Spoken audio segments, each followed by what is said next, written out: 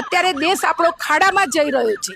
તો આ બધા કારણો જો એના કારણે હોય તો પ્રધાનમંત્રી બદલાઈ જવા જોઈએ, અને જો નવા પ્રધાનમંત્રી આવે તો ટ્રમ્પ એને બ્લેકમેલિંગ કરી શકે નહીં, અને નવા પ્રધાનમંત્રીની દેશમાં જરૂર પડી છે અને ચારેકોર માંગ ઉઠી છે કે પ્રધાનમંત્રી બદલાવા જોઈએ।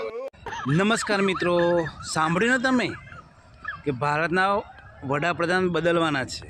આ બેનના કહેવા પ્રમાણે કે ભારતના વડાપ્રધાન બદલી નાખવા જોઈએ, તો જો નવા વડાપ્રધાન આવે તો ટ્રમ્પ એમને બ્લેકમેલિંગ ના કરે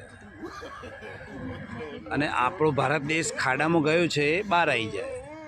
તો કોઈને ઉમેદવારી કરવી હોય તો નામ નોંધાવવાની શરૂઆત કરી દેજો, કેમ કે હવે ભારતના વડાપ્રધાન બદલાઈ જશે। પણ આ બેન એ નથી કહ્યું કે કયા પક્ષના હશે।